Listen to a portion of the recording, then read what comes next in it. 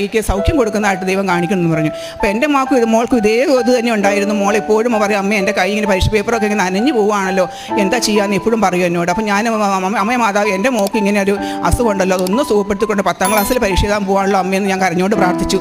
എന്തായാലും 3 ദിവസം കഴിഞ്ഞ് ഞാൻ മോളോട് ചോദിച്ചു, മോളെ കയ്യിലിപ്പോൾ എങ്ങനെ ഇടുന്നു ചോദിച്ചു. പറഞ്ഞു, അമ്മ എൻ്റെ കയ്യിലെ വേർപ്പ് ഇപ്പം മാറിയില്ലോമേ, ഇപ്പം പൂർണ്ണമായിട്ടത് മാറിയില്ലോമേ എന്ന് പറയുകയാണ്.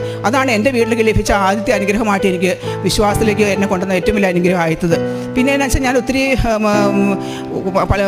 എൻ്റെ വീടിനടുത്ത് സ്ട്രോക്ക് വന്നൊരു ചേട്ടൻ ഹിന്ദു ആയിരുന്നു. റബ്ബർ വെട്ടാൻ പോകാൻ ചേട്ടനാണ് തളർന്ന് കിടക്കുമായിരുന്നു. ഞാൻ ഇവിടുന്ന് പോയി ചെന്ന് കഴിഞ്ഞിട്ട് കൃപാസനം പത്രവുമായിട്ട് ചെന്ന് ഇടയ്ക്കിടയ്ക്കെല്ലാം ആ ചേട്ടൻ്റെ അടുത്ത് ചെല്ലും. അപ്പോൾ ഞാൻ പ്രാർത്ഥിക്കും, ആ ചേട്ടനോട് പത്രം വെച്ച് പ്രാർത്ഥിക്കാൻ പറഞ്ഞു. അങ്ങനെ 2 മാസം കഴിഞ്ഞപ്പോൾ അത്ഭുതം എന്ന് പറയട്ടെ, ഒരിക്കലും ഇനി എണീച്ച് നടക്കില്ല, ജോലിക്ക് പോകാൻ പറ്റില്ല ഡോക്ടർ പറഞ്ഞ ചേട്ടനാണ്. പക്ഷേ ആ ചേട്ടൻ എണീച്ച് നടക്കുകയും ഇപ്പോൾ ചേട്ടൻ ജോലിക്ക് പോവുകയും ചെയ്യുന്നുണ്ട്.